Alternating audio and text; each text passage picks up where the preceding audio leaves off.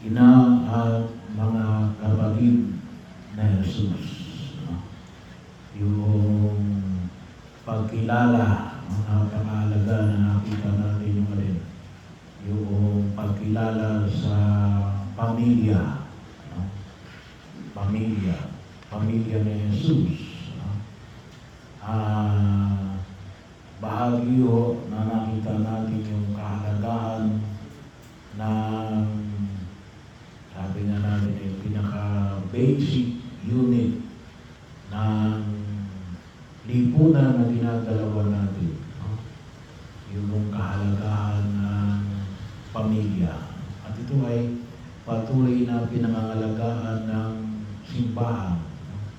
Napakahalaga. Sabi nga ay yung pagkilos, yung paglago ng bawat tao sa loob ng pamilya. At yung hamon na pinahayag ni Jesus ay hindi lamang sa dugo. Hindi lamang sa dugo. Ngunit ipinapamanid niya rito yung yung nakikinig at sumusunod sa kanyang mga salita. Well, alam po natin yung mga Hudyo, kahit po yung mga Palestino, kasi kung gusto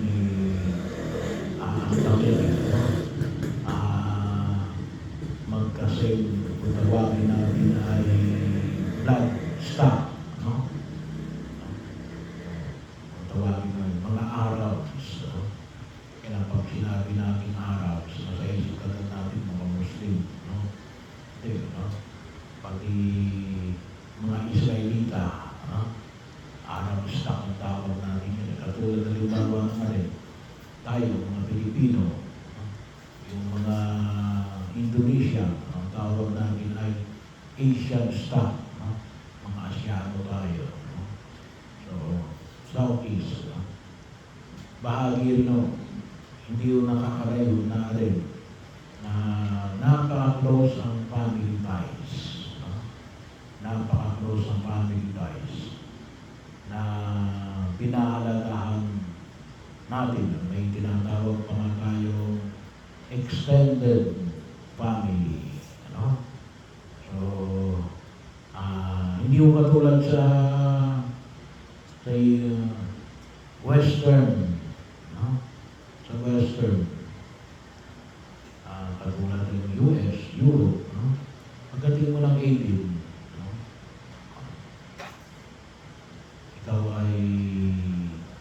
ikaw ay magsasarili na. Hindi college ka na magsasarili na.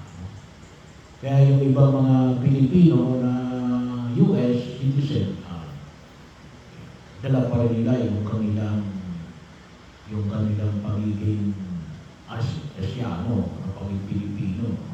Kahit na may asawa na, kahit na may apo na, nandun pa rin sa kanilang mga magulang.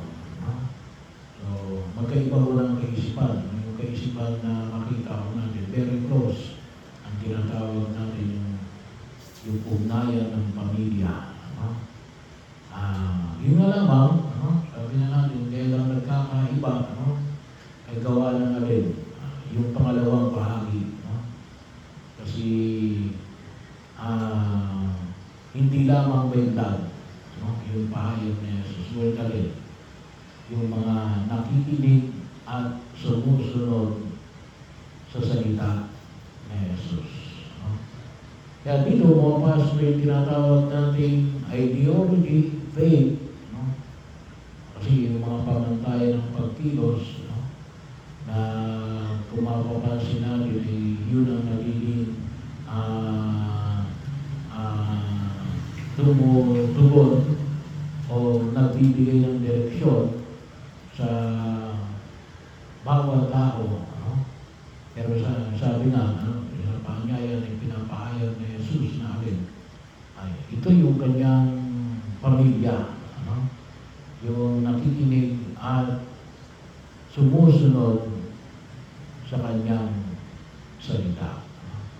Kaya yung pagkilos natin na tumutukoy sa pananampalataya na dulot ng ating Panginoong Heso Kristo. Kaya bahagi yun, no? Bagamat sabi nga natin, no? Ay pwedeng makuha nito ng kahit sinong ideology, no? O kahit na ng anumang uri ng pananampalataya, no? Pero sa atin, nakapasigid sa lahat ito, no? Saan? Ang sa atin ay pag-ibig. No? Yan yung pamantayan ng pagkilos. No? Hindi gawa ng takot, hindi gawa ng pagkamuhi. No? May mga tao na yung pamantayan nila yan, yung kamuhian yung ibang tao. No? Bahagi ko yun, no? Na nangyayari. No? Kuminsan kahit na sabihin natin ay maaaring hindi tayo aware. No? Hindi lamang sa bansa, no? O uri ng tao, maging yun ay kahit na kuminsan, no? Yung kahit nasa loob ng pamilya, no? Kuminsan hindi natin namamalayan kapag nagkikwento, no? Yung mga matatanda, no? Baka mamaya, no? Ang binhi na inyong inilalagay ay pagkamuhi, no? Hindi pagmamahal, no? Kaya sana mo mag-ingat po tayo, no? Kaya napakahalaga yung pakikinig at pagsasakatuparan, no? Ngayong panahon na ito, yun ang isang malaking hamon, no? Ng simbahan. Marami ngayon ang nagsasalita, no? Marami ngayon ang pwede mong pakinggan, no? Kaya hindi rin naman siguro nyo tingin sa inyong kaalaman, no? Halimbawa na lamang nung linggo, no? Ay nagkaroon ng rally para laban sa korupsyon, no? Ay nakita naman tayo, no? Sa mapayapang rally, pero nung gabi hindi na mapayapa, no? Hindi na tungkol sa korupsyon, no? Ang pinag-uusapan, no? Kasi nakita natin vandalism, no? Paninira, no? Pagnanakaw, no? Ay bahagi yun, no? Kaya bagamat sabi nga natin hindi na yun ang pinakapunto ng rally, no? Pero no, sabi nga iba yung pinakinggan ng mga tao nito, no? Iba yung pinanggagalingan nila, no? Hindi ito yung rally na laban sa korupsyon, no? So, bagaman iniimbestigahan pa, no? Kailan, yun ang tanong, no? Kanino nakinig ang mga ito, no? At bakit ganito yung kanilang pagkilos, no? Na makita ko natin. The same day, no? Kasama sila doon sa umaga, no? Pero pagdating ng gabi, kung tawagin natin ay mayroon na silang ibang motibo, no? Kaya pagkakataon na kung saan ay makita ko natin, no? Yung mga bagay niyan, kaya napaka-mahalaga yung paanyaya ni Jesus, yung nakikinig at sumusunod sa aking mga salita, no? Doon yung makikita natin yung pinaka-bukod ng tunay na pagkilos na ipinamamanig sa atin ng buong may kapal. Kahit nasabihin mo na, para din naman ito laban sa korupsyon. Laban sa korupsyon, pero bakit ka nanira, no? Ba't ka nanunog, no? Kaya, makikita sa gawa. At isang maganda rin na kung saan makita natin dito yung pagkilos ni Maria, no? pagkilos ni Maria.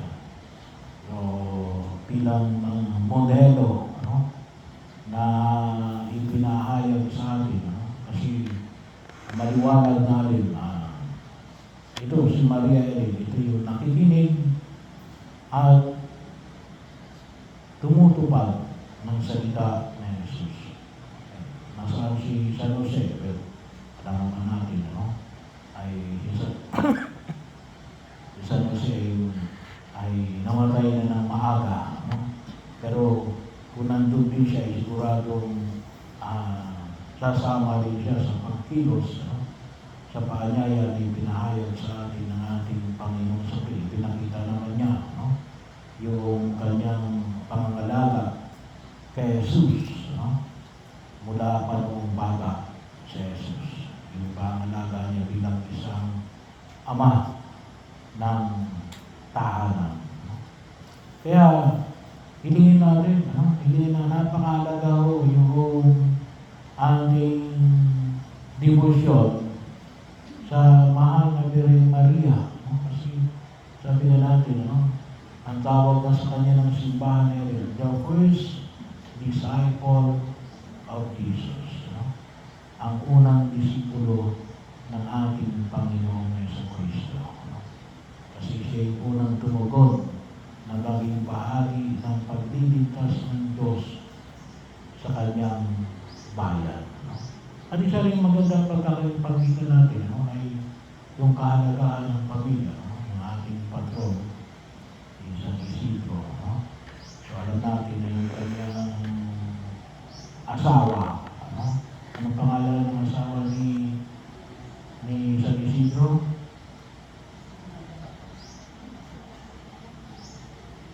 Alam niya? Nalimutan. Kawawa naman ang asawa ni San Isidro, nakalimutan. Maria din ang pangalan. Maria rin ang kanyang pangalan. So, ako hindi lang sigurado, may anak ba si San Isidro? Meron, Kailang parang ang akin ay parang maaga atang namatay, Pero makita na San Isidro, santo. Yung asawa niya, santa, So, yung kabanalan, sabi nga natin, it also runs in the family, So, kaya napakahalaga ho na makita ho natin na sana makita natin na yung kabanalan ay tunay na umaagos at nakita natin sa loob din ng ating pamilya. Either, sabi nga natin, ay proclaimed by the church o hindi man proclaimed by the church, Pero yun ang huwag namin kalimutan, na nawa ay patuloy tayong gabayan, na ating pananampalataya. Kaya, kung siya may nagsasabi, Father, okay lang ba na makinig ako sa ibang sekta? Sabi ko naman, ba't ka makikinig sa ibang sekta? Makinig ka muna sa atin, bago ka makinig sa ibang sekta. Kasi, sino maging pamantayan mo, ay kung kulang yung kaalaman mo tungkol sa ating pananampalataya, ay mahihila ka nila. Kasi bakit? Walang pundasyon Kaya napakalaga, who are you listening to? Kanino ka nakikinig? Kasi doon magpapakita, kapag doon ka nakikinig, ito yung kikilantin mo. Kaya ang tanong ay, nakikinig ba tayo kay Jesus? Napakalaga ko yun. Well, kaya nga yung patuloy na paanyaya na pagkasimpang pag-aralan nito, pati yung ating pakipag-usap kay Jesus, ating mga panalangin, talaga ba bang si Jesus ang pinakikinggan natin? Kasi maraming gusto sabihin sa atin si Jesus. Kaya bago tayo makinig tungkol sa iba, ay unawain muna yung ating pananampalataya bilang mga Katolikong Kristiyano. Ngayon, kung gusto yung mga social media, kanino kayo pwedeng makinig? Sa mga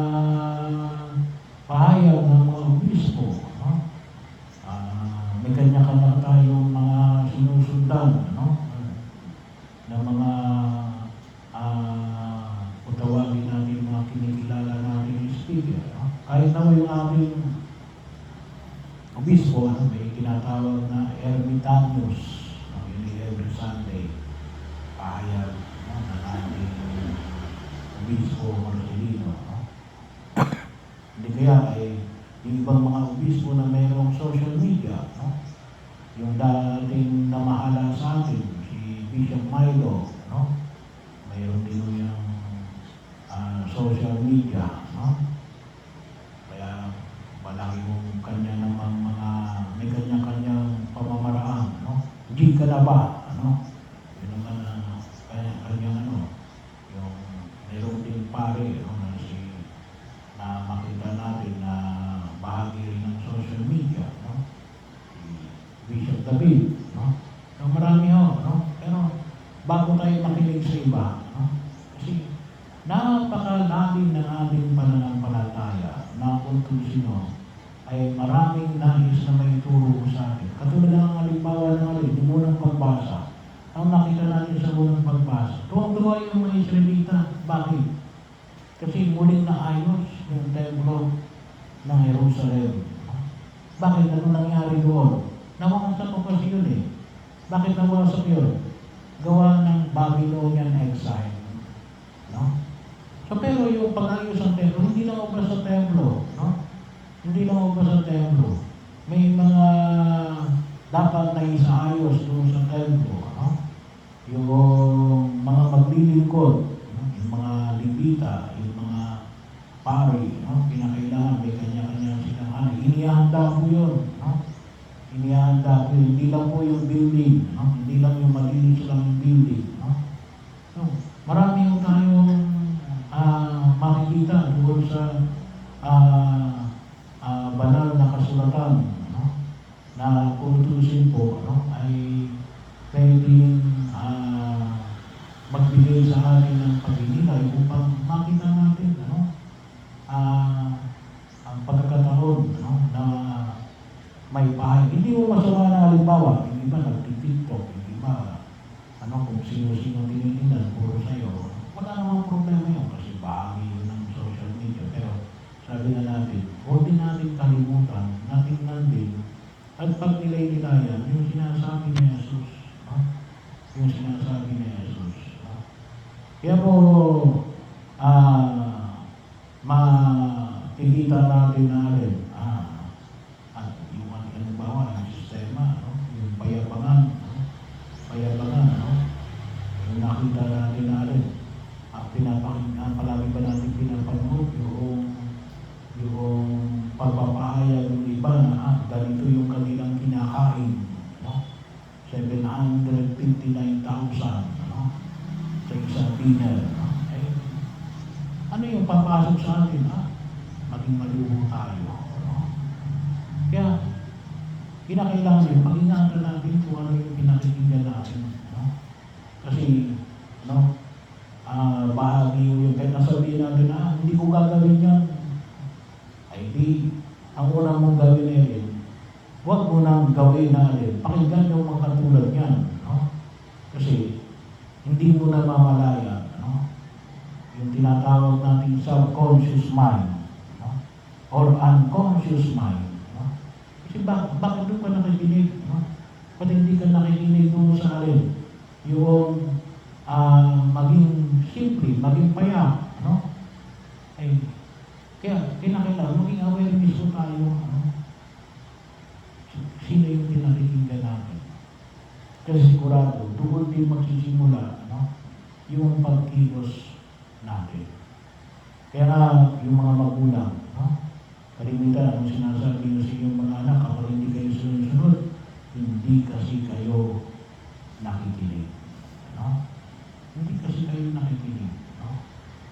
Ay bahagi yun, no? Ay baka mamaya, no? Medyo mabigat yung hamon na yung pinahayag, no? Ay hindi po ay guest kabisahan ni Padre Pio ng Pietrelcina, no? Na yung famous na sabi na natin ay yung santo na gumagamot, no? Yung stigmatis, no? Ano nagdulot ng maraming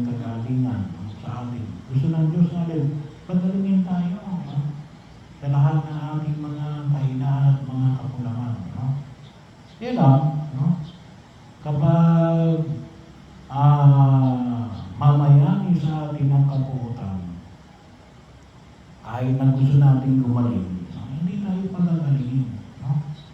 Kasi sabi na natin, we will suffer the consequence. No? Yun din yung sabi ni Mayor, Isko, doon sa mga nanggulo, sumama kayo dyan, sumama kayo dyan, yun ang pinakinggan ninyo. At yun po, kung minsan na nakikita natin, we suffer the consequence. Bakit? Kasi hindi si Jesus ang pinakinggan natin.